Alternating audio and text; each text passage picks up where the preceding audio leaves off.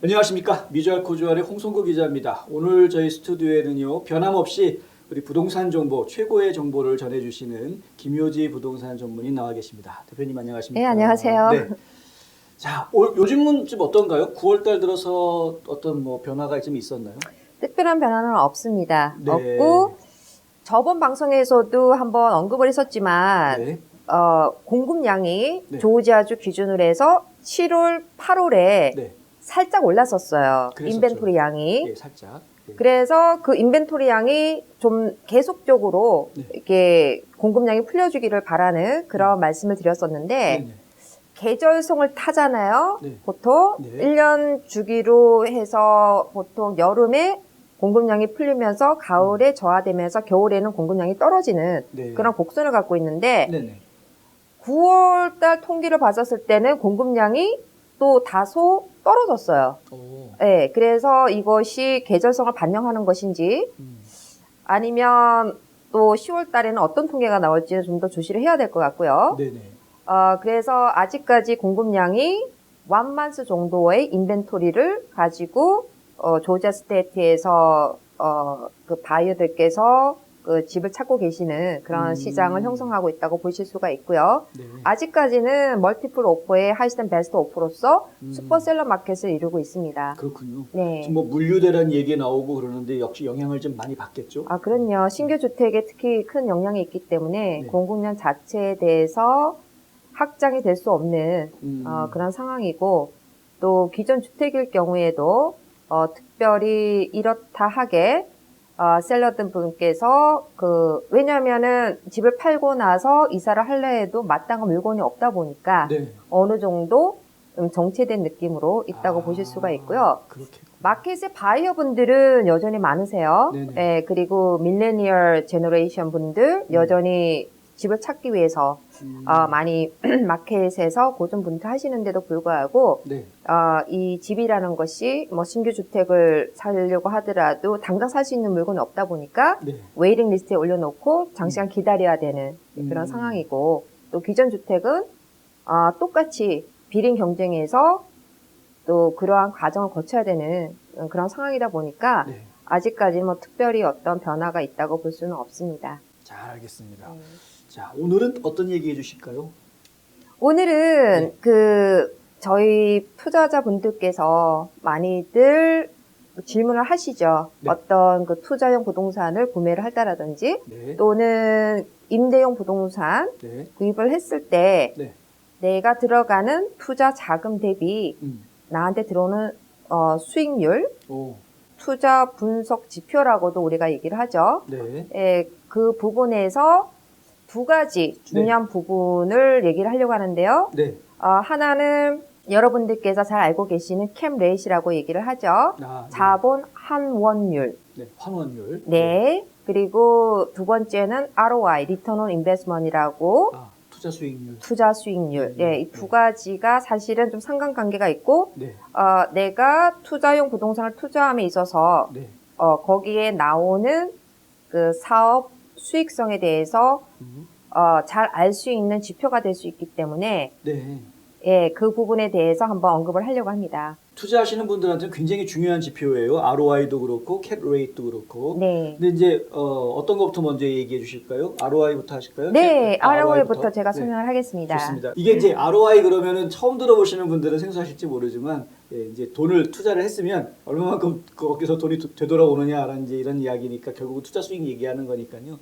그런데 그걸 어떻게 계산하는 거고 그걸 또 실제로 어떻게 적용하는지 한번 들어보시겠습니다. 어디서부터 할까요? 네. 투자 분석 방식에는 여러 가지가 있어요. 네. 예, 그 중에서 단순 비교 방식인 ROI와 캠 레이트에 대해서 설명을 드리겠는데요. 네. 일단 ROI는 네. 말 그대로 내가 투자한 그 자본에 대한 총 수익률 얘기를 하는 거잖아요. 네. 그러면은 그 기준을 우리가 어떻게 잡냐 그러면은 연순 이익금에 대한 내가 들어간 투자 자금에 대한 그 비율을 우리가 계산을 할 때 네. 보통 ROI 방식으로 계산을 많이 합니다. 네네. 그리고 캠 레이스는 아까도 말씀드렸지만은 내가 들어간 자본에 대한 그 사업 이득에 의한 환원이 되는 금액을 지표로 삼는 거잖아요. 네. 그래서 투자 부동산을 우리가 결정을 함에 있어서 네. 첫 번째 캡 레이스를 통해서 옵션을 좁히죠. 네. 그리고 그 옵션이 어느 정도 좁혀졌을 때 그 해당 부동산에 관한 투자 수익률에 대해서 계산을 하는 방식으로 많이 가시거든요. 아, 두 가지를 다 사용을 하는군요. 그렇죠. 하나만 보고 하는 게 아니고요. 예, 근데 가장 중요한 거는 캡 레이시예요. 네. 예, 그것이 하나의 핵심 그 분석 지표가 될 수가 있다고 보실 수가 있고요. 네. 그리고 이 ROI라든지 캡 레이스 임대용 부동산에 투자할 경우에 꾸준히 들어오는 그 소득 대비 내가 들어간 투자 비용에 관한 지표이거든요. 네. 예, 그래서 그 인컴이 나오지 않는 그런 부분에 있어서는 사실 이 지표가 별로 소용이 없게 되는 것이죠. 네. 네. 자, ROI는 우리가 얘기를 했었을 때 어떤 식으로 계산을 하느냐 그러면은요. 네. 순이익금에 대한 내 투자 자본이에요. 네. 순이익금이라는 것은 내가 한 유닛을 샀어요. 네. 그러면 거기에서 렌트비가 나오잖아요. 임대료가 나오죠. 네. 네. 그러면은 그것이 예를 들어서 한 유닛에 한 달에 $2,000의 임대료가 나왔을 때 네. 그러면은 1년이면은 24,000불이 되는 거죠. 그렇죠. 예, 그러면은 그거에서 내가 나간 비용을 우리가 빼야 되겠죠. 그렇죠. 예, 네. 그러면은 그것이 하나의 순이익이 되겠죠. 네. 네. 그러면 그 expense, 그 비용 자체는 뭐 예를 들어 뭐 수리비, 뭐 공사비, 각종 운용비, 네. 거기에 내가 융자를 받아서 상환되는 융자 금액이 있는지 오. 없는지에 따라서 또 달라지는 거겠죠. 아, 그것까지 다 포함을 하는군요. 네. 네.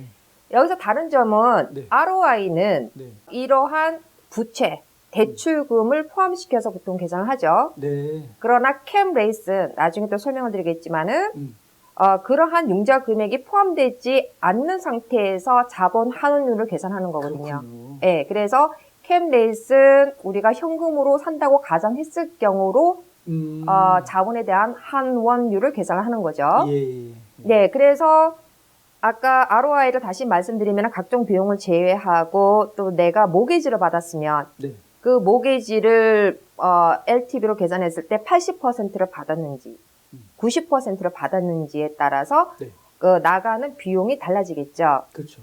네, 그럼 거기에서 내가 총 투자한 금액, 뭐 예를 들어서 80%라는 그 융자 금액을 내가 살려는 금액의 80% 융자를 받았을 경우는 내 총 자본은 20%에 해당하는 금액이 들어가겠죠. 네. 거기에 클로징을 하기 위한 뭐 비용이 들어가겠죠. 네. 그러면 이제 그 총 비용을 나누게 되는 거예요. 네. 미국 조지아주 김효지 부동산을 유튜브에서 만나보세요. 직접 방문하기 전에도 집안 곳곳을 살펴볼 수 있습니다. 영상으로 먼저 만나는 김효지 부동산의 하우스 투어. 부동산의 기초부터 투자까지 미국 조지아주 부동산 강의. 코로나19 사태와 관련한 부동산 시장 정보를 정리해드립니다. 유튜브 검색창에 김효지 부동산을 검색해보세요. 자, 그럼 예를 들어서 네. 우리가 그 현금으로 어떤 부동산을 구입을 했어요. 네. 그러면 계산 방법이 좀 간단하죠. 단순하죠. 네. 예. 근데 융자를 네. 받을 경우는 좀 더 복잡해질 수는 그렇죠. 있어요. 자, 그랬을 때 예를 들어서 우리가 임대용 부동산을 구입을 하는데 네. 주거용 부동산을 구입을 했어요. 네. 그런데 그 가격이 30만 달러다. 그러면 거기에 들어가는 클로징 코스트가 예를 들어서 뭐 계산하기 편하게 2,000불이 들어갔어요. 네. 그리고 여기에 조건은 새 집이거나 컨디션이 좋은 집을 샀을 경우에요. 네. 왜냐면 익스펜스 계산을 쉽게 하기 위해서요. 네. 그러면 내가 이 집을 보유할 때 들어간 비용은 30만 달러에 플러스 추가 비용, 클로징 코스트라는 2,000달러가 들어가겠죠? 네. 그럼 30만 2,000달러가 되는 거죠. 네. 자, 그러면은 내가 이거를 구입을 하고 나서 임대를 놨을 때 한 네. 달에 2,000달러의 소득이 들어왔어요. 네. 그러면은 그거를 12개월로 하면은 24,000이 되죠. 연간으로 했을 네. 경우에. 네. 그러면 거기에서 뭐 프로퍼티 텍스, 뭐 인슈런스 네. 이거는 나간다고 생각을 했었을 때 그렇죠. 그 비용이 한 달에 300불이라 가정을 했을 때 1년에 3,600불이 되잖아요. 네. 그러면은 24,000에 대한 그 임대 소득에서 그 텍스하고 인슈런스 3,600불을 빼면 네. 순수하게 내가 거둘 수 있는 이득금은 24,000불이 되는 거죠. 그렇네요. 그러면은 24,000불에 대해서 내가 총 들어간 자금, 네. 그러면 302,000이죠. 네. 예. 그렇게 되면 투자 수익률 ROI는 6%가 돼요. 예. 이 경우는 간단해요. 그죠. 현금으로 산 거니까. 예. 네. 그러면은 어떤 그 투자자가 네. 내 자금을 25% 다운을 하는 걸로 해서 갔을 때를 우리가 계산을 해보면 네. 총 들어오는 임대료는 똑같겠죠. 2,000불. 네, 2,000불씩 들어오겠죠. 네네. 그러면은 내가 그걸 구입할 때 들어가는 클로징 코스트가 융자를 받음으로써 좀 더 비용이 커지겠죠. 네. 그러면 그 비용을 저희가 7,000불로 잡고 계산을 해보겠다는 거죠. 결론적으로는 30만 달러에 대한 25% 다운이면은 7만 5천 달러를 내가 내 자금을 넣는 거죠. 네.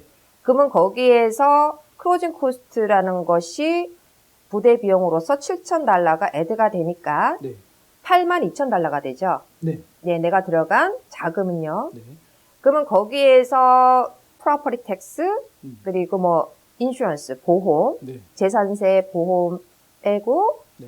거기에 모기지라는 부채 상환금이 있어요. 그렇죠. 예, 그러면은 30만 달러에 대한 75%의 융자금을 대출을 받는 거잖아요. 네. 네, 그러면은 그 금액이 22만 5천 달러가 되죠. 네. 그러면 22만 5천 달러에서 우리가 모기지를 받을 때 30년이라는 기간을 고정으로 하고 네네. 3%라는 이자를 적용했었을 때 네. 나오는 원돈하고 이자, 만들리 모기지 페이먼을 우리가 계산을 해야 되는데요. 네. 그러면은 대강 948달러가 나와요. 예, 예, 예. 그러면은 한 달에 948달러에서 네. 그거는 상환을 해야 되는 거잖아요. 네네. 그리고 아까 그 재산세랑 재산세. 인슈런스를 네. 감안했을 때 한 달에 300불을 잡아버렸을 때 총 나가는 비용이 네. 1,248달러가 총 지불 금액으로 나가요. 1,248달러. 네. 네. 그러면 한 달에 2,000달러가 들어오니까요. 네. 2,000달러에서 1,248달러를 빼면 네. 한 달의 순 이득금은 얼마가 되느냐 그러면은 752불이 되죠. 네. 그럼 751불에 대해서 12개로 곱하죠. 그거는 제가 암산이 안 돼요. 9,024달러가 돼요. 그렇군요. 네, 9,024. 네, 네, 네. 그러면 연간 순 이익은 9,024달러가 되기 때문에 네. 9,024달러에 대해서 내가 총 투자한 금액 82,000. 82,000을 네. 나누게 되면은 네. ROI가 11%가 돼요. 더 커지네요? 더 커지죠. 융자를 받는 게 더 좋은 거네요, 그러면? 네, 투자 수익률에 있어서는 그렇습니다. 수익률에서는? 네. 네. 그러면 이거를 우리가 또 15%를 다운을 했을 때, 15%에 대한 나의 자금이 들어갔을 때, 네. 그러면 45,000 플러스 7,000이면 52,000이 되죠? 네. 10%. 네. 그러면은 3만 달러에 대한 7,000 달러가 되죠? 네. 그러면 투자된 자금은 더 작아지죠. 네. 그런데 이런 앞에서 설명한 대로 우리가 ROI를 계산을 해보면은 네. 퍼센티지가 다르게 나옵니다. 그러니까 네. 캐시로 내 돈이 다 들어갔었을 때 리턴 온 인베스트먼트 ROI는 6%. 10%였죠. 예, 그리고 25% 다운했을 때는 11%. 네네. 그리고 15% 다운했을 때 14%. 더 올라가는구나. 예, 10% 했을 때는 18%. 네. 자, 이런 식으로 계산이 돼요. 아. 투자 금액이 작아질수록 ROI는 더 높아졌다. 네. 예, 그러네요. 투자 수익률은 더 높아졌다고 볼 수가 있어요. 그러면 적게 투자할수록 더 좋은 거란 뜻이 되는 건가요? 투자 수익성에 있어서는 그렇죠. 수익면에서는. 예, 그래서 우리가 그 부동산을 할 때는 네. 내가 30만 달러의 어떤 부동산을 구입하는 데 있어서 꼭 내가 30만 달러가 없어도 융자라는 지렛대를 이용해서 충분히 그러한 가치의 집을 살 수가 있잖아요. 내 자본이 3만 달러가 있어도 네. 또는 15,000달러가 있어도 네. 그 융자라는 지렛대를 통해서 충분히 구입이 가능하잖아요. 네네. 또 그것이 부동산이 유형 자산이기 때문에 거기에 따른 하나의 혜택인 거잖아요. 그렇죠. 그래서 우리가 투자 수익성을 얘기를 할 때는 내 자본 대비 네. 항상 그 계산을 하는 거죠. 순이익에 대한 내 자본을 기준으로 한 비율이라고 말씀드렸잖아요. 네, 네. 그렇기 때문에 결론적으로는 우리가 그 캠 레이스를 통해 가지고 내가 투자하려는 그 부동산에 대한 자본 환원율을 먼저 계산한 다음 네. 부동산의 영역을 좁히고 거기에서 내가 융자를 어떤 분들은 융자를 많이 받을 거고 어떤 사람은 적게 받. 그건 다 그 투자자의 입장에 따라 틀리고 그렇죠. 주관적인 그 투자의 개념에 따라 틀릴 수가 있어요. 그렇죠. 그렇기 때문에 좀 더 자세하게 마지막에 비교할 수 있는 게 이러한 투자 수익률이거든요. 네. ROI라고 얘기를 하죠. 네.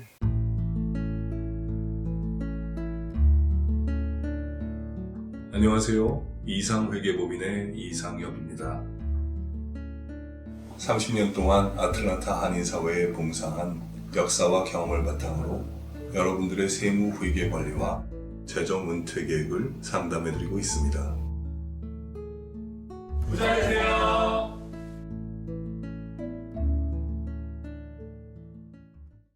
현금으로 샀을 때는 계산 방법이 간단했고, 네. 그 다음에 모기지를 받아서 그 물건을 구입했을 때, 부동산을 구입했을 때는 내가 들어가는 자본이 작을수록 어떻게 됐어요? 수익률은 더 높아졌잖아요. 네, 네. 자, 그런데 거기에서 우리가 그 순이익금을 계산을 했을 때 네. 나가는 총 비용에 대해서 언급을 했을 때 부채 상한에 대해서 말씀을 드렸잖아요. 대출금. 네. 내가 한 달에 대출금을 얼마 받는다. 네. 그러면은 그 대출금이 $948로 할지라도 그것이 다 이자는 아니란 말이죠. 그러면 네. 원금이 거기서 또 깎여져 나가잖아요. 원금은 즉 쌓이게 되면 내 액거리가 되는 거잖아요. 그렇죠. 네.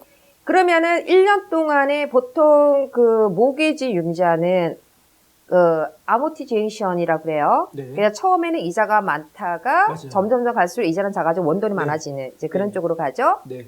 자, 그래서 ROI를 계산할 때는 그 원돈 상한 금액까지도 계산할 수가 있어요. 네, 그러면은 예를 들어서 25%를 다운해서 처음에 구입을 했을 경우 아모티제이션 차트를 보시면은 네. 원금 자체 상한 금액이 $4,698가 돼요. 아모티제이션 스케줄이라는 게 있어요. 네. 그러면은 내가 12달 동안 $948를 네. 계속해서 지불을 했는데 쌓인 나의 원돈이 원금 상한이 $4,698가 됐을 때는 그 $4,698를 나의 순이득금으로 추가를 할 수가 있습니다. 그렇네요. 액거리가 생긴 거니까. 네, 네. 그렇게 되면은 어떻게 되겠어요? 투자 수익률이 더 올라가는 거죠. 그렇죠. 그렇게 있었을 때 네. 상한된 원금을 1년치를 계산해서 추가했을 경우에 ROI를 계산해 보면은 그 퍼센트에서 더 높아진다는 거죠.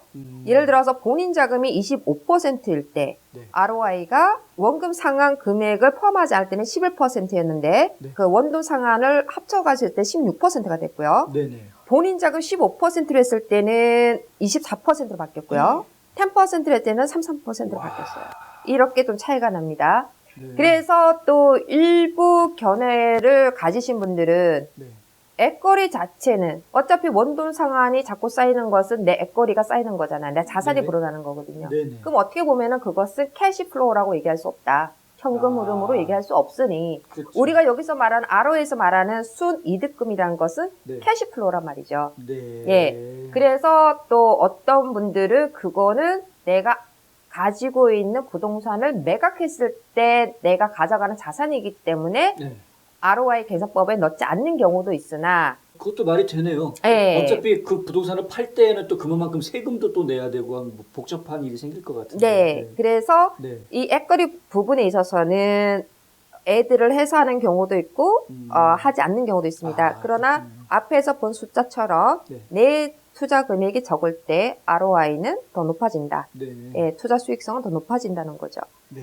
자, 그래서 우리가 부동산 투자를 할 수 있었을 때 이점 중에 하나가 부동산 투자의 이점은 굉장히 많습니다만은 그 네. 중에 하나가 지렛대 효과라는 거거든요. 지렛대 효과. 네. 아주 중요한 건데요. 그러나 이 네. 지렛대 효과를 통해서 내가 충분한 그 투자 수익성을 얼마든지 높일 수가 있지만 네. 그렇다고 해서 너무 과도하게 높이는 것 자체는 또 그렇게 선호되지 않는 부분이 있다는 거거든요. 오, 그럴 수도 예, 있죠. 예. 위험성이 있을 수 있죠. 그렇죠. 예. 이게 뭐 집이 항상 끊이지 않고 계속 나가 있으리란 보장도 없고. 그렇죠. 빈 집으로 몇 달 있으면은 그거 완전 손해 보는 건데. 그렇죠. 그래서 나중에 또 저희가 그 캐시플로우에 대해서 설명을 하겠지만은요. 네. 그 부동산에 있어서 또 중요한 부분이 캐시플로우거든요. 네. 그러면 이제 어떤 식으로 가야지 내가 가장 현명한 투자가 될 수 있느냐는 사실은 그 투자 비교 분석 지표인 ROI와 캡 레이스 기준으로 하고 그것이 핵심 투자 분석 지표로 삼아서 가는 거지만은 네. 그 외에도 봐야 되는 부분들이 많다는 거고 그랬을 때 우리가 또 일부로써 캐시플로우를 또 운운할 수가 있는 것이고 네. 그 외에 봐야 되는 부분들이 많아요. 그래서 아까도 제가 말씀드렸지만은 네. 투자 분석 방법에는 여러 가지가 있지만 단순 비교 방식인 핵심 지표 2개, 네. ROI, 캡 레이스 기본으로 먼저 그 부동산의 가치를 한번 생각해 보자는 뜻이거든요. 네. 네. 잘 알겠습니다. 네. 자, 일단 이제 여러 가지 지표들을 제가 얘기할 수 있지만 그 중에서도 단순 지표인 두 가지 중요한 거 ROI랑 이제 캡 레이스를 가지고 부동산 투자에 대해서 이것이 수익성이 얼마나 되는지 이걸 이제 가늠해 볼 수 있다. 이제 이런 이야기인데요. 그중에 네. 지금까지 이제 ROI를 잘 설명을 해주셨고요. 네. 자, 이제 2부로 2부로 넘어가서 캡 레이스에 대해서 잠시 뒤에 다시 설명해 드리도록 하겠습니다.